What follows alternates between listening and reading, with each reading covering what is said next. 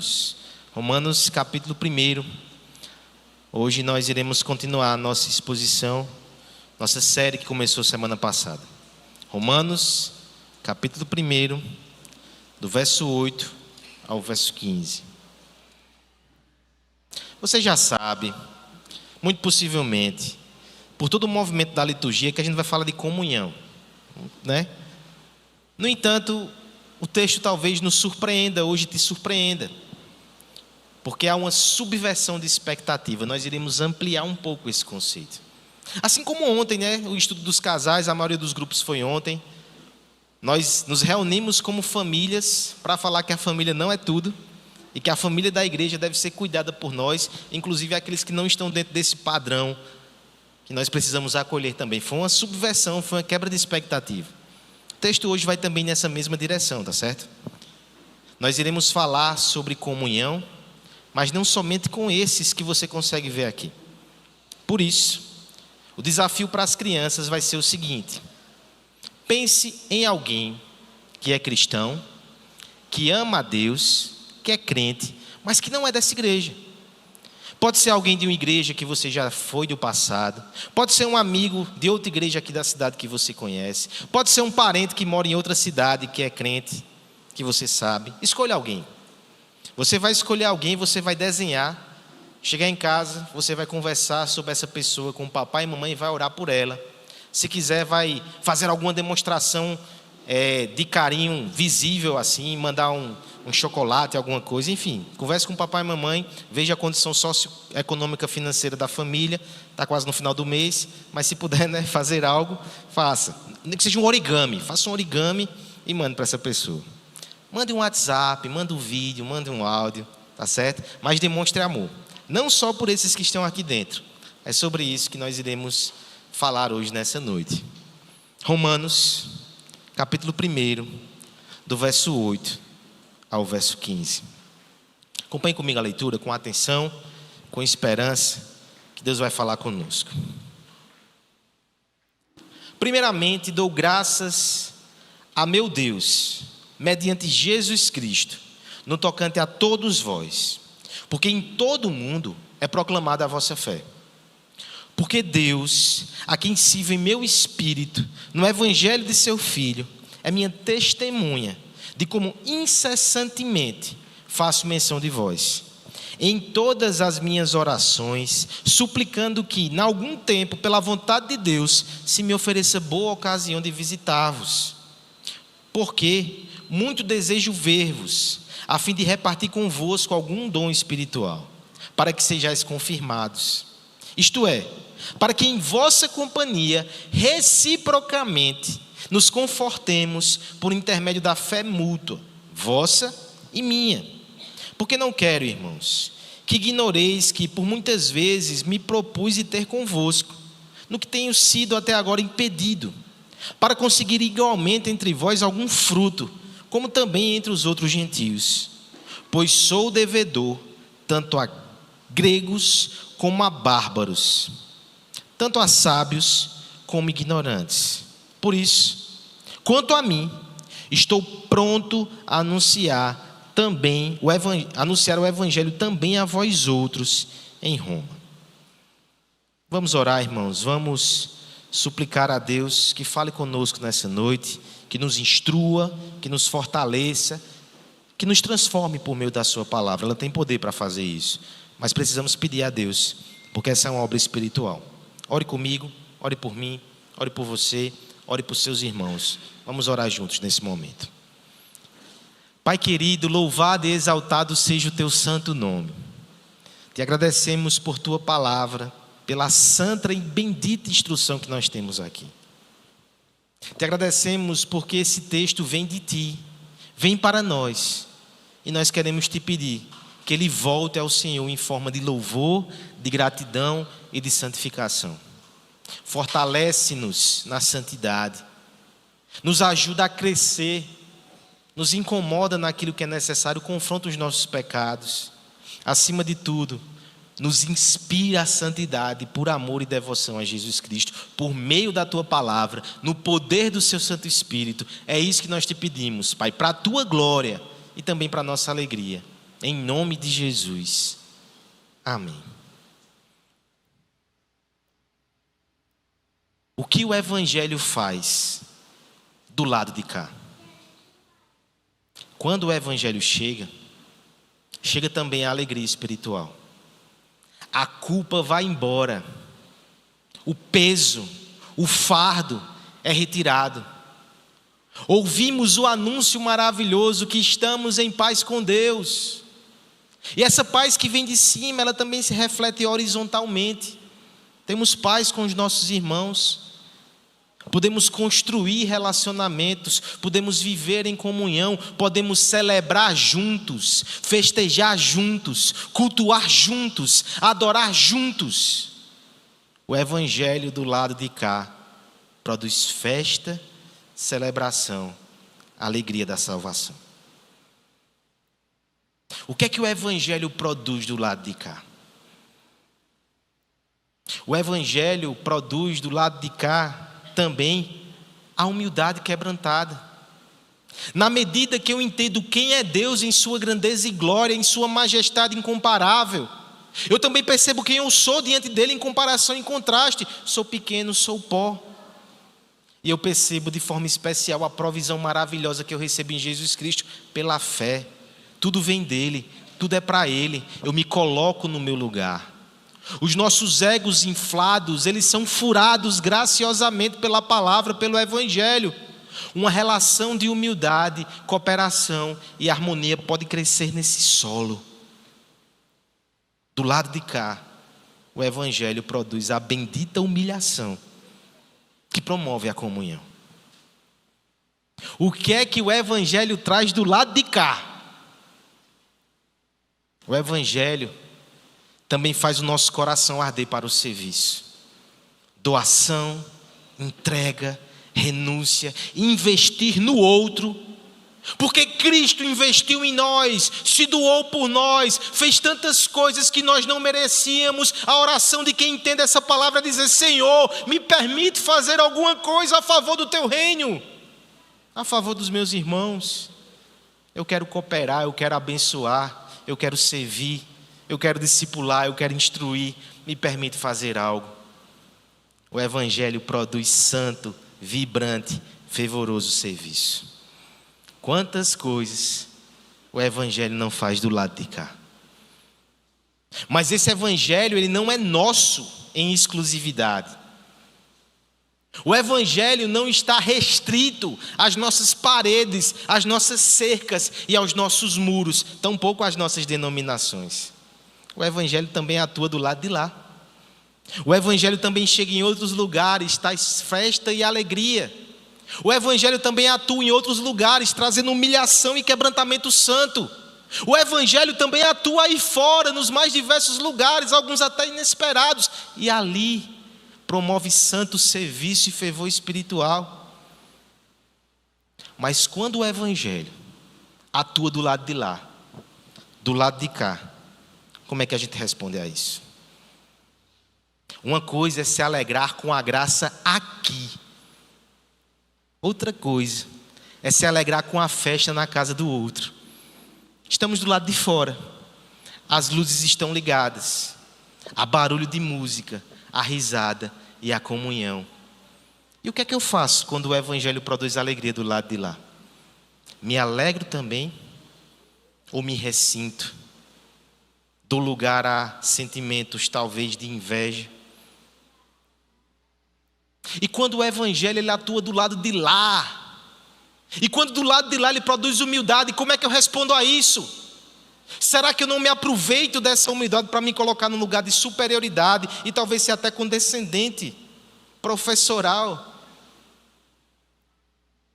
Quando o Evangelho produz serviço do lado de lá, eu me alegro em ver aquela obra acontecendo, ou de alguma forma eu me torno um fiscal de obra alheia, fico fiscalizando, fico notando algumas rachaduras que eu tenho o maior prazer do mundo em anunciar, e fico profetizando com amargura a hora que elas vão se romper e que aquilo vai desandar. Prefiro nem me envolver, não quero participar. O que é que eu faço com o Evangelho do lado de lá? Porque isso é importante, irmãos. Primeiro, porque isso envolve a glória de Deus. Deus não é glorificado somente aqui nessa igreja. E se nós somos apaixonados pela glória de Deus, nós devemos desejar que Ele seja glorificado em todas as outras igrejas. E para isso nós temos que ter uma postura correta no coração. Isso envolve também santificação. Visões turvas, percepções equivocadas, análises egoístas me levarão para longe da semelhança com Cristo. Nem com Paulo eu vou parecer, porque a gente vai ver aqui que ele tem uma postura diferente. Em tudo isso nós seremos ensinados e instruídos. Porque às vezes essa dinâmica de graça do lado de cá e do lado de lá nem envolve outra denominação, outra igreja, às vezes da própria comunidade. Eu me alegro com a graça para mim e para os meus, mas se for o meu irmão do lado que recebe a graça, eu já lido de forma diversa com isso. Que nós sejamos crentes que se alegram com o evangelho de cá, mas também celebram o evangelho para lá, em todos os lugares que o evangelho for, que sempre cause celebração, humildade e serviço. Paulo vai nos ajudar nessa jornada, exatamente no momento em que ele faz a ação de graças pelos cristãos de Roma. Essa ação de graças, ela se dá no meio de bastante tensão. Não sei se você percebeu. Ele faz juramentos aqui. Ele faz argumentos da sua própria devoção pessoal. Já pensou? Eu tenho que dizer o que eu oro para as pessoas, para elas saberem que eu realmente estou interessado nelas. Ele usa formulações, quero, irmãos, que não ignoreis, verso 13. Irmãos, eu estou falando sério. Ele insiste. Por que isso acontece aqui nessa carta? Deixa eu resgatar o contexto bem rapidamente, novamente. Paulo não plantou essa igreja. Paulo sequer visitou essa igreja.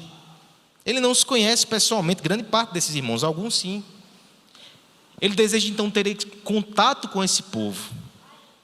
Ele deseja confirmar a fé desse povo. Ele deseja ser abençoado por essa comunidade. E ele deseja engajá-los na missão junto com ele para alcançar a Espanha. Só que na composição mista ali da igreja de Roma, ele encontra dois problemas iniciais. Primeiro, havia uma parcela de judeus entre eles, apesar da igreja de Romanos não ser predominantemente judia. Isso fica muito claro desde o início. Mas os judeus que tinham ali talvez tivessem desconfiança com Paulo. Está aqui aquele que contraria nossas doutrinas, que é tido lá em Jerusalém como um arruaceiro. Ele podia ter alguma desconfiança da parte desses irmãos, eles não o conheciam. Mas eu creio que o problema mais grave aqui são com os gentios de Roma, que talvez se sentissem excluídos pelo ministério de Paulo. Paulo é o apóstolo dos gentios. Aqui perto ele já foi lá em Éfeso. Também foi lá em Filipos. Mas na primeira cidade do império, ele nem veio aqui. Por quê? Talvez despeito. Não foi ele que nos plantou. Ele não tem vínculo com a gente. Será que é preconceito? Não sei. Mas ele não tem ligação conosco, não. Ele não é um de nós. Paulo intenta então quebrar isso. Primeiro a gente já viu que o evangelho faz a base comum para o cristianismo. Vimos isso semana passada. Mas agora de forma muito direta ele vai declarar o seu amor, o seu carinho, o seu zelo, o vínculo que ele tem com essa igreja, mesmo sem ter visto eles, sem ter conhecido eles, Paulo os ama. E com isso ele vai nos dar uma demonstração prática de como o coração do servo de Deus deve lidar com o evangelho do lado de lá. A obra que a gente não participa, a obra que não é empreendida por nós, a obra que não nos toca, que nós nem vemos, mas nós ouvimos, nos alegramos. Ele vai mostrar como a gente deve lidar com isso. Em primeiro lugar, Paulo vai nos mostrar que quando lidamos com o evangelho do lado de lá, nós devemos responder com a alegria que nos leva a orar. Verso 8 até o verso 10. Depois, quando interagimos com o evangelho do lado de lá, devemos ser levados também à humildade que deseja partilhar. Versos 11 até o verso 13. E por fim, devemos responder ao evangelho do lado de lá também com o senso de dever que se dispõe a ajudar. Versos 13 a 15. Vamos considerar cada um desses movimentos aqui, dessas respostas, e vamos ler esse texto passo a passo para perceber as verdades aqui. Primeira coisa então, quando percebemos o evangelho do lado de lá, seja em outra igreja, seja em outra família, seja onde for, nós precisamos responder com a alegria que nos leva a orar. Versos 8 até o verso 10, eu peço a ajuda da igreja com a leitura desses 3 versos, por favor. Primeiramente,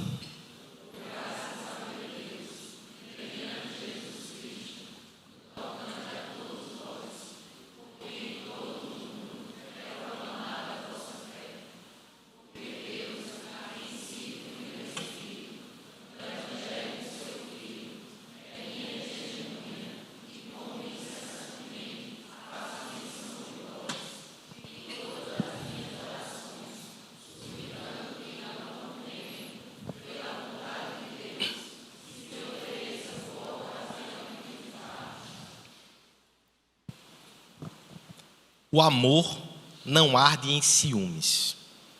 1 Coríntios, capítulo 13, verso 4. Como é que você interpreta esse texto? Se você veio para a reunião de doutrina do ano passado, expomos esse texto o ano todo, você sabe que muitos aqui incorrem em um erro de interpretação gigantesco. Muitas vezes nós tratamos 1 Coríntios capítulo 13, verso 4, como uma espécie de texto romântico, que fala da relação de um homem e de uma mulher. Nesse sentido, então, o não arder em ciúmes é não ser inseguro, é não ficar sufocando, seria algo desse tipo. É interessante que Jonathan Edwards vai dizer que essa compreensão, mesmo que ela possa ser aplicada em casos extremos, em relacionamentos tóxicos, doentios e obsessivos, em pessoas que tentam isolar, o outro, mas não é um princípio correto dizer que o amor não pode ter ciúmes. O próprio Deus, Ele zela por nós. O próprio Deus, Ele requer o nosso amor. Ele não aceita concorrentes ou rivais. Faz parte do amor você querer que o outro esteja com você e somente com você numa aliança. Qual seria então a interpretação correta desse texto? O não arder em ciúmes, quando nós entendemos que o amor descrito ali é um amor a Deus, é o não ficar enciumado quando Deus abençoa os outros. O capítulo de Jonathan Edwards que vai abordar esse trecho, nós fizemos um estudo aqui até inusitado na igreja sobre inveja. Não nos parece um assunto comum, mas é importante entender que às vezes isso nos acomete também. Pense aqui no caso do apóstolo, como esse sentimento poderia ter brotado no coração dele. Pastores também abrigam esse tipo de sentimento. Aquela não é a igreja que eu plantei, eu não tenho vínculos com aquela comunidade, aqueles cristãos eu não discipulei, de alguma forma eles não são alcançados pelo meu ministério, essa festa não é minha. Colocar gosto ruim, azedar, ou até solenemente ignorar, é possível que isso aconteça, inclusive entre os líderes. Esse era um risco e talvez uma preocupação da igreja de Roma para com Paulo. Paulo teria despeito daqueles irmãos. Aquela igreja, muito possivelmente, é uma das hipóteses levantadas pelos estudiosos, ela começou de um trabalho leigo. Que coisa linda! Famílias que voltaram do Pentecostes e se uniram e começaram ali a plantar aquele trabalho, e depois certamente foi enviado um pastor, alguma coisa do tipo, mas foi um trabalho totalmente orgânico. Será que Paulo olha isso com que olhos? De despeito, de inveja? Será que ele se ressente porque essa festa não é dele? Nosso querido irmão vai deixar muito claro que não passa isso no seu coração. Primeiramente, é assim que ele começa o verso 8, eu dou graças a Deus. Quando eu penso em vocês, eu dou graças a Deus. Olha que interessante. Essas graças ele dá através de Jesus Cristo. Isso aqui tem um significado muito especial. Primeiro, porque todas as nossas orações, sejam de petição, sejam de adoração e sejam de gratidão, tem que passar por Jesus. Sem Jesus nada chega ao trono da graça. Mas eu penso que esse mediante a Jesus Cristo, ele também tem uma outra camada de significado. É como se ele dissesse, através de Jesus Cristo, os meus olhos, os meus anseios e o meu coração são purificados. Talvez se fosse só o Paulo carnal, o Paulo que buscava títulos, ele já foi desses. O Paulo que buscava proeminência no judaísmo, talvez, se fosse outro tempo, eu ficasse ressentido por não participar dessa festa. Mas em Cristo, e através de Cristo, eu preciso certificar-vos que quando eu lembro de vocês, a primeira coisa que eu faço é dar graças. Primeiramente eu dou graças a meu Deus, mediante Jesus Cristo, no tocante a todos vós. Porque em todo o mundo é proclamada a vossa fé. Esse todo mundo aqui é quase um hipérbole, né? Mas o que acontece? Para Paulo e para muitos daquele tempo, todo mundo estava restrito ali aos limites do Império Romano. Os limites do mundo conhecido. E de fato, quando a gente pensa nesse império, Roma é a capital. Na maior cidade do império, num dos lugares mais desafiadores e imorais que tem, Deus plantou uma igreja.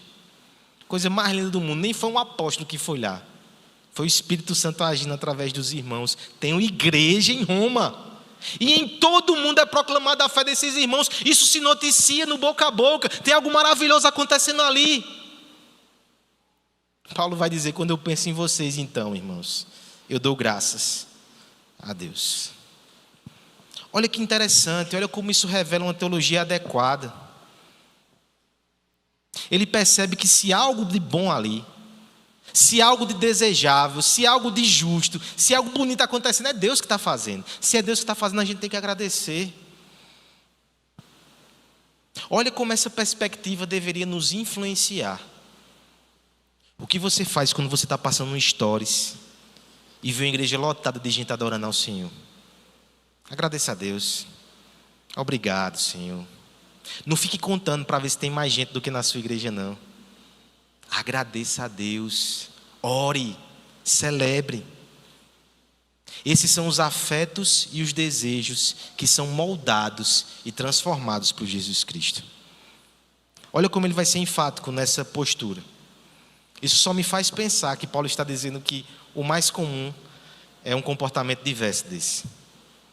Se ele não fosse tão enfático, nós nem poderíamos entender que esse era um problema tão sério. Mas se ele é porque ele está reconhecendo que a maioria das pessoas não segue nessa direção.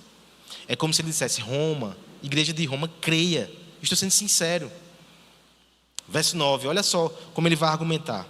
Porque Deus, a quem sirvo em meu espírito, no evangelho de seu Filho, é minha testemunha de como incessantemente faço menção de vós. Ele vai sacar aqui duas cartadas, na verdade três, bem importantes. Primeiro, ele vai falar da fé dele que é sincera. Ele serve a Deus em espírito. Não é algo externo, não é algo somente de aparência. Não, ele serve a Deus em espírito. E ele conhece o coração de Paulo. Depois ele vai colocar o evangelho na balança. Eu sirvo a esse Deus através do evangelho do seu Cristo. Ou seja, eu estou colocando coisas importantes aqui na mesa. Eu não estou somente sendo cordial, fazendo uma saudação meramente social. Eu estou colocando coisas que eu levo muito a sério. O evangelho está aqui no meio dessa declaração. Eu levo a sério isso. Ele ainda vai dizer: Deus é minha testemunha. Eu me lembro de alguém que disse assim, não sei se foi Paul Walsh, às vezes essas palavras duras geralmente é dele mesmo que vem. As pessoas costumam dizer assim, com a maior tranquilidade do mundo: só Deus pode me julgar. Está ficando doida? Antes os homens. Porque Deus julga o nosso coração. Ele discerne os nossos pensamentos mais profundos. Paulo usa essa carta, tá certo? Deus é minha testemunha. O que eu falo é verdade. Eu faço menção de vós incessantemente em minhas orações. Aqui eu acho que a gente já pode fazer uma pausa para uma reflexão. As nossas orações, elas revelam os nossos amores, nossos anseios, as nossas alegrias. Oramos pelo quê? E oramos por quem? Grande parte das nossas orações, infelizmente, são voltadas somente para nós mesmos. No máximo a nossa família, mas a nossa família como extensão de nós mesmos não combate a idolatria do nosso coração. Oramos por nossas causas, nossas lutas, nossas questões. Quantas vezes oramos por coisas materiais? É sublime quando a gente lembra de orar por coisas espirituais. E mais ainda quando nós oramos pelos outros. Como o nosso tempo de oração aumentaria se nós tivéssemos longas listas de intercessão. Olha o tanto de gente ao seu redor, como você tem pessoas para orar, para clamar por elas. E o desafio do texto é não orar somente por quem você vê. É orar por quem está distante, mas Deus está agindo no meio delas e você tem que interceder por esses irmãos, por outras igrejas, por missionários, por crentes espalhados por aí. Nós temos que nos alegrar com o que Deus tem feito. Longe de nós, apesar de nós não somos indispensáveis. Nós temos que se alegrar por essas obras, por essas pessoas, por essas igrejas. E essa oração e essa alegria, ela desemboca em oração de gratidão. E também em atos concretos. Veja, no verso 10. Em todas as minhas orações, suplicando, em algum tempo, pela vontade de Deus, que se me ofereça boa ocasião de visitar-vos. Você vai perceber que é uma série de justificativas que o apóstolo Paulo deu aqui, porque ele não consegue ver aqueles irmãos e não conseguiu lá ainda. Mas ele manifesta o seu desejo sincero de estar com ele. Mas enquanto não pode estar, o seu abraço chega por meio da oração. Eu lhe pergunto nessa noite: quem você tem abraçado por meio da oração? Você tem se alegrado com quem ou por causa de quê? Talvez existam momentos na nossa vida que os motivos de oração ou de gratidão ou de celebração, eles vão sendo engolidos pelas circunstâncias. Eu quero te desafiar a olhar para além de você mesmo. Agradeça pelos outros. Agradeça pelo bem que Deus tem feito ao seu povo. Isso tem um efeito maravilhoso também no nosso coração. Não faça por egoísmo. Faça por santidade. Mas os efeitos virão. Como não lembrar, por exemplo, do nosso irmão Jó. No final da sua saga, da sua epopeia e do seu sofrimento. Enquanto ele orava pelos seus amigos, amigos da onça, quase inimigos, ele orava por eles e Deus o curava. O Evangelho nos chama para fora. Que a sua alegria não esteja só em você. A sua alegria está em Cristo. Que a sua alegria esteja no que Cristo faz e não somente no que faz em você. Isso é pouco. Até incrédulos se alegram quando recebem alguma dádiva de Deus. O verdadeiro crente, ele consegue se alegrar com dádivas que ele não recebe, com trabalhos que ele não participa, com situações que ele não tem mérito. Mas Cristo tem, Cristo faz, Cristo é. Alegre-se. Mateus capítulo 20. Temos ali uma parábola do Senhor Jesus Cristo. Naquela parábola nós temos os trabalhadores que são chamados para a vinha. O dono da vinha, ele chega e chama uns 5 horas da manhã. Vou parafrasear assim, tá certo? E aqueles homens vão trabalhar, ele vai dizer, vou lhe dar um denário.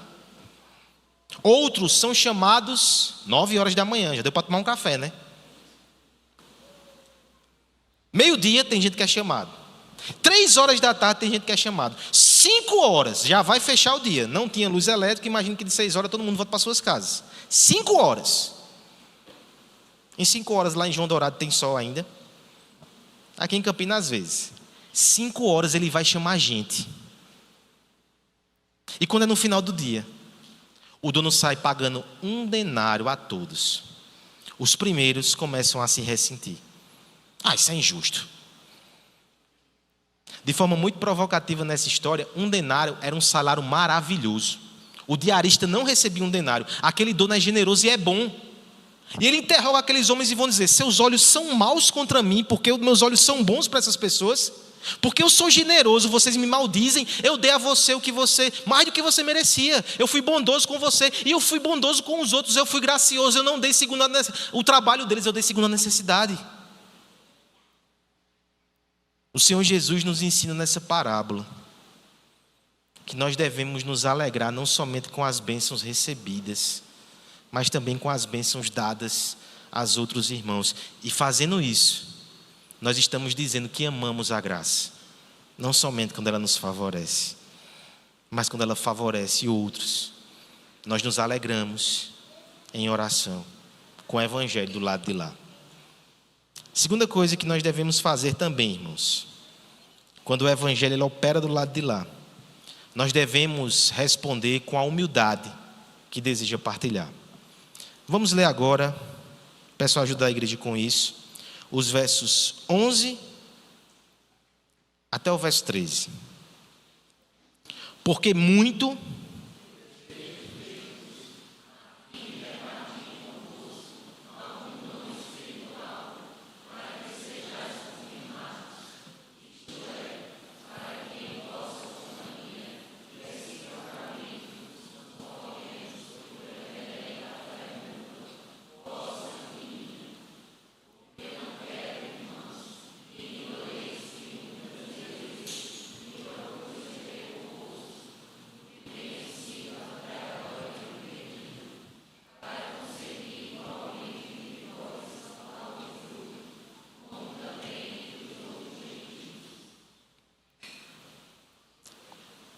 controle de qualidade, supervisão, análise das obras alheias. Com que facilidade nós queremos ocupar esse lugar? Com que facilidade nós olhamos para outros irmãos, para outras igrejas, damos os nossos pareceres, nossos receituários, nossos diagnósticos. Facilmente somos cegos para os nossos problemas. Mas para os problemas dos outros, sente aqui que eu vou lhe dar uma palestra, vou lhe dar uma aula, vou lhe dar um workshop. Essa não é uma posição humilde. E veja, quem vai nos falar sobre isso é um apóstolo. Por que nós nos colocamos com tanta facilidade nessa posição de especialista, de instrutor, de analista da graça de Deus na vida dos outros? Esse é um lugar que deve ser ocupado somente por quem é quebrantado por Deus. Paulo vai mostrar aqui que o coração dele, ele está sendo quebrado pela graça. E dessa humildade que o Evangelho produz, nasce o desejo de partilhar com aqueles irmãos. Não somente ensinar, não somente dar diretrizes, não somente corrigir, confirmar sim. Contribuir com o seu dom, claro, mas partilhar. Olha como ele vai colocar isso. No verso 11 ele vai falar das suas intenções. Porque muito desejo ver-vos, a fim, finalidade, de repartir convosco algum dom espiritual, para que sejais confirmados. Olha que interessante. Primeiro veja a análise das palavras cuidadosas que Paulo coloca aqui. O ser confirmado é muito interessante, porque o que é que ele vai dizer? Essa igreja já existe, esse povo já é crente, tem santos ali de Deus. Eu não vou convertê-los, eu não vou evangelizá-los, eu não vou chegar e vou dizer, pronto, agora essa igreja é oficial porque o apóstolo chegou. Só valida depois que a gente tem a nossa comissão aqui que passa pela nossa análise. Não. O que ele fala de confirmar aqui é simplesmente dizer: que coisa maravilhosa Deus está fazendo no meio de vocês. Que evangelho precioso vocês têm. Sim, essas doutrinas são as doutrinas apostólicas. Sim, esse evangelho tem frutificado entre vós. E eu quero participar disso, eu quero repartir com vocês algum dom. Veja como ele coloca aqui em tons que não são aqueles tons que talvez você evocasse numa figura de autoridade de apóstolo. Ele quer repartir com ele dons espirituais. Esses termos que são usados aqui, irmãos, poderia ser o termo escrito pela caneta de Vitor, pela caneta de Késia, pela caneta de Vera. Eu quero ir aí repartir algum dom com vocês. Não é somente um ensino apostólico, é o dom espiritual que eu tenho. Se é exortação, eu quero exortar vocês. Se é ensino, eu quero ensiná-los. Se é servir, eu quero servi-los. Eu quero repartir dons com vocês. Eu quero participar disso. Veja que as notas aqui mais fortes de humildades, inclusive, vêm depois. Isto, verso 12. Para que em vossa companhia, reciprocamente, ele está sendo bem enfático, nos confortemos por intermédio da fé mútua. Vossa, minha, vossa, vossa e minha. Por favor, entenda o que o apóstolo está dizendo aqui. Ele vai até aqueles irmãos para contribuir de alguma forma, mas ele também entende que aqueles irmãos vão contribuir com a sua fé também. Ele vai confortar, ele vai ser confortado. Veja que fantástico. Imagine uma senhorazinha de Roma, que está ali no seu lugar, talvez olhe para o grande mapa do reino de Deus e ache que não pode fazer grandes contribuições. O apóstolo vai sentar do lado dela, vai ouvir o testemunho dela, vai orar com ela e vai ficar de pé e vai se sentir mais animado a pregar o evangelho. Pense num adolescente de Roma, tão inseguro no meio daquela sociedade corrupta e pagã, tão rejeitado por seus amigos e caçoado talvez até por seus pais. Ele está inseguro, ele sente-se sozinho. É claro que ele precisa do apóstolo. O apóstolo vai dar uma força e uma injeção de ânimo. Mas de repente o apóstolo vai conversar com aquele jovem e talvez ele vai ser animado pelo seu serviço. Ele perdeu tanto, ele está tão machucado, mas ele está abençoando aqui os seus irmãos o tempo todo. Ele está dedicado, ele está servindo. O apóstolo vai olhar para as suas feridas e para as suas cicatrizes e dizer: é isso, esse é o caminho, essa é a resposta. Eu vou servir como esse jovem também. Calvino, comentando esse texto, vai dizer: não existe cristão algum que seja tão pequeno ao ponto que não possa contribuir com a vida espiritual do outro.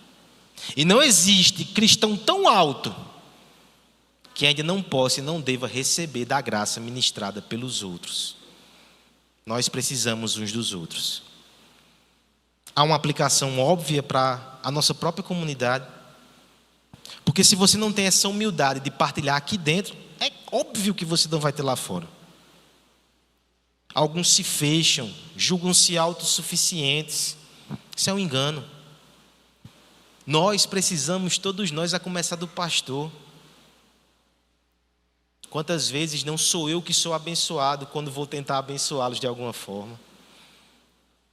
Quantas vezes não são com as famílias machucadas e doloridas, a gente vai trazer uma palavra de conforto e a gente vê tanta fé ali, tanto amor por Cristo, que você volta para casa revigorado, dizendo: eu quero parecer mais com esse povo. Eu fui pastoreado hoje. Nós precisamos ter essa humildade de reconhecer que nós precisamos do corpo de Cristo, que nós ainda temos muito a aprender, inclusive com o evangelho do lado de Irá, com outras igrejas, com outros irmãos, com outras denominações. Eu me lembro de Michael Horton, que dizia o seguinte: denominações podem ser uma bênção no reino de Deus. Elas ajudam a agrupar indivíduos que creem de forma semelhante, que cultuam de forma semelhante. Isso é muito bom. Mas o denominacionalismo é uma espécie de narcisismo coletivo. Me sinto superior por causa da placa da minha igreja. A minha teologia é melhor. Coitado daqueles outros irmãos que não participam disso. É claro que eu creio que a nossa teologia ela é a mais ortodoxa, senão eu não estaria aqui ensinando ela. Mas nós temos muito que aprender com os irmãos de outras igrejas. Eles certamente podem nos constranger na vida de oração, no serviço, no cuidado, na sua coerência com a sua teologia. Nós precisamos ter o coração humilde e ensinável para aprender. Porque é isso que Paulo nos ensina. É isso que o Evangelho nos provoca a fazer. Humildade. Eu me lembro, por exemplo, de um dos homens mais notáveis da história do cristianismo recente. Os jovens estão estudando sobre ele na sala da escola dominical. Abraham Kuyper. Abraham Kuyper, pastor, fundou um jornal, fundou a Universidade Livre de Amsterdã, fundou um partido político, foi primeiro-ministro da Holanda e tantas outras coisas que esse homem fez. Mas quando ele se formou em teologia, inclusive com grau de doutorado, ele foi enviado a pastorear uma igreja pequena do interior da Holanda. Irmão simples.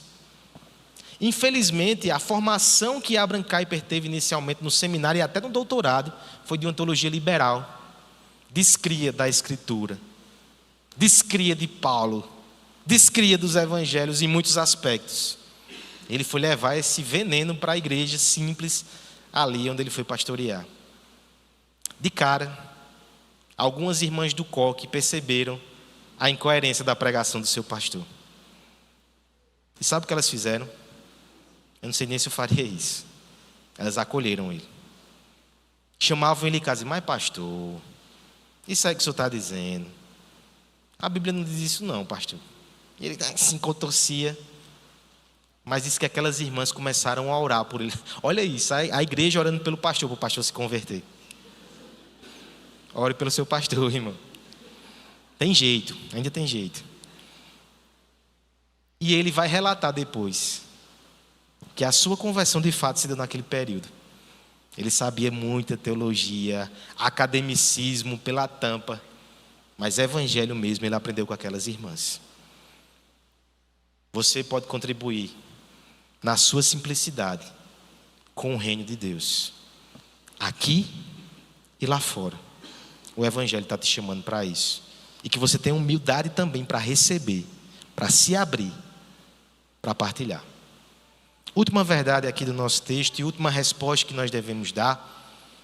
Nós devemos responder ao evangelho do lado de lá com a alegria que se transforma em oração, com a humildade que nos leva a partilhar e também com o senso de dever que nos leva a contribuir.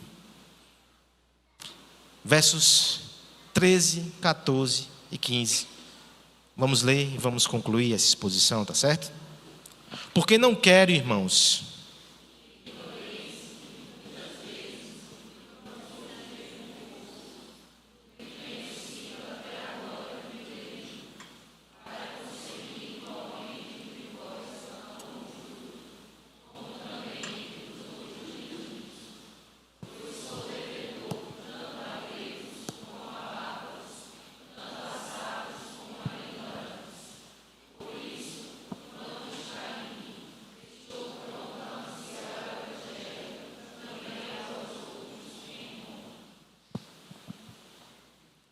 uma das coisas mais terríveis que devem ser evitadas por nós é quando a gente olha para o nosso lado e pensa: o que eu tenho a ver com isso?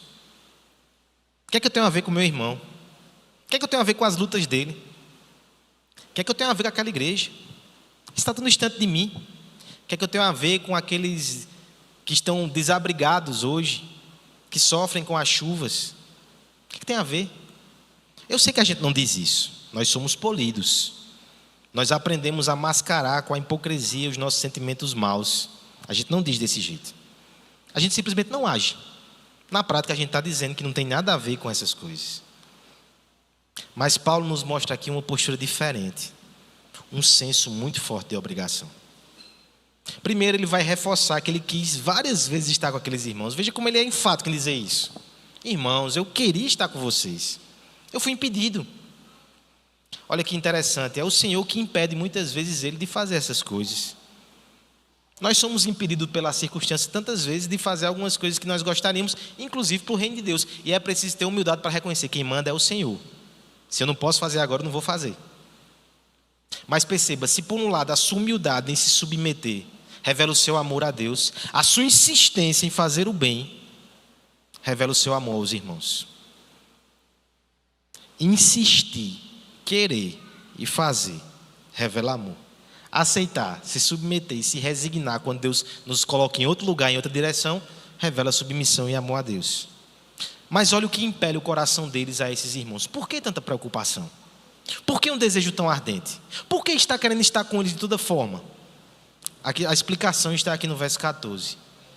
Pois eu sou devedor tanto a gregos como a bárbaros, tanto a sábios como a ignorantes. Por isso, quanto está em mim, eu estou pronto. Se Deus me mandar agora, eu vou agora. Eu estou pronto a anunciar o evangelho também a vós outros em Roma. Por quê? Porque eu sou um devedor. Existem duas formas de se colocar numa relação de dívida, tá certo? De forma bem geral, existem muitas outras. Primeira delas: se eu vou no banco e pego R$1.000, eu devo R$1.000 ao banco. Na hora, 1.000. Se eu pego 1.000, eu vou dever 5. Mas na Caixa não, tem boas taxas, né? No Banco do Brasil também, né, Tiago? Enfim. A ideia é: se eu pego um empréstimo, eu me torno devedor. Essa talvez seja a forma mais natural de pensar. Mas se fosse assim, por que Paulo deve a esse povo? O que é que eles fizeram por Paulo? A priori, nada. Mas existe outra forma de ser devedor. Imagine que o presbítero Aloysio chega para mim e diz: olha, Tiago, seu irmão, está viajando, baseado em fatos reais. Eu não vou estar aqui na segunda-feira. Pega esses R$1.000 aqui e dê a ele, tá certo? Eu preciso que você entregue a ele segunda-feira. Eu sou devedor também nessa situação. Eu recebi algo que não é para mim, eu tenho que entregar. Perceba então que a situação de Paulo é essa. Ele recebeu o evangelho de Deus, mas Deus mandou entregar. Nesse sentido, ele tem uma obrigação com os cristãos de Roma. Você entende que esse dever é seu também? Você recebeu a salvação, vá partilhar ela. Você recebeu dons espirituais, e dons são para quê?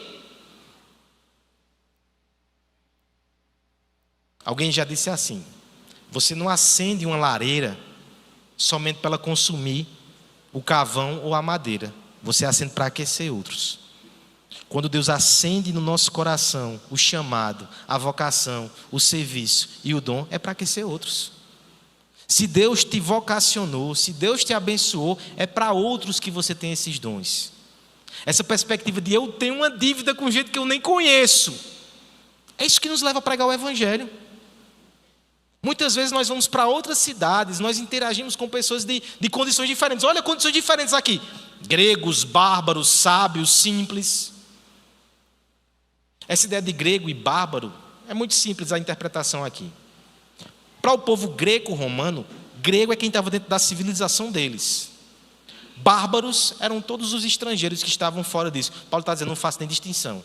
É para vocês, é para quem está fora, é para judeu, é para qualquer um. Eu sou devedor a todos. A sábios, a simples, a ignorantes, a indoutos, a ricos, a pobres. Eu sou devedor a todos. Porque a questão não é a pessoa, é o meu rei. Ele me deu o evangelho para servir. No que depende de mim, então eu vou pregar o evangelho para vocês. Olha que interessante, pregar o evangelho para crente, né? É isso que a gente faz toda semana aqui. Ele é um devedor, ele vai pregar o evangelho para os crentes. No que diz respeito aos nossos irmãos, então, que tenhamos essa mesma perspectiva. Quando eu vejo alguém triste no corpo de Cristo, o que é que eu penso? Vou me envolver não. Vai que eu pergunto e ele responde: tá tudo bem? Meu Deus, se ele responder que não tá, o que é que eu faço? Não é uma opção não, tá certo? É um dever. Talvez mandar uma mensagem para quem não está aqui nessa noite: tá tudo bem, irmão? Tá precisando de alguma coisa? Tô. Eita. Digitando. É o nosso dever. Servir. Porque a gente trata o serviço como se fosse alguma coisa opcional. Eu sou devedor. Deus fez tanto por mim. Olha o evangelho. O que é que eu estou fazendo, Senhor? Eu preciso retribuir de alguma forma essa obra linda. Eu me lembro de Lutero que dizia assim: Deus não precisa das suas boas obras, está certo? O próximo precisa. Vá servir a Deus no seu irmão. Vá abençoar os outros. Aqui, lá fora, em todo canto. Que o evangelho do lado de lá também promova esse senso. Que coisa linda. Está precisando de alguma coisa aí, irmãos? Eu posso contribuir com vocês. Se precisar, eu estou aqui, tá certo? Orarei, partilharei e contribuirei, se Deus me permitir, se vocês me derem espaço e ocasião e oportunidade. A Bíblia diz que quando um pecador se converte, há festa no céu. Graça do lado de cá. Mas às vezes esse pecador não está entre nós, é um pecador de outro povo, de outra cultura, de outra situação. Nem sempre lidamos bem com isso. Lucas capítulo 15 trata exatamente disso. O que nós temos ali, as parábolas tão conhecidas da dracma, da ovelha. Cada uma dessas parábolas termina dizendo: a festa do reino dos céus quando o pecador se arrepende. Mas o problema é que não estava havendo festa ali. Os judeus, os religiosos ali ao entorno de Jesus não se alegravam quando os publicanos, as prostitutas se convertiam a Jesus. Tinha festa no céu, mas tinha despeito na terra. É por isso que Jesus conta a parábola do filho pródigo. O filho pródigo é esse filho mais novo que está perdido e que é achado. É o evangelho do lado de lá. Mas do lado de cá, o que acontecia é que tinham irmãos mais velhos que não conseguiam festejar, que não conseguiam se alegrar. E esses precisavam se converter também. Talvez seja a nossa situação hoje. Não de conversão para salvação, mas de santificação. Talvez a minha alegria precise ser santificada. Eu só me alegro quando eu sou abençoado. Talvez a minha humildade precise ser santificada. Eu consigo me humilhar aqui dentro, mas lá fora eu tenho um tom paternal e de julgamento com os outros. Talvez o meu senso de dever precise ser santificado. Onde Deus está agindo, eu também tenho parte. Eu também tenho um dever de anunciar a Cristo. Que Deus nos ajude a lidar de forma santa, sábia, sacrificial com o evangelho do lado de lá.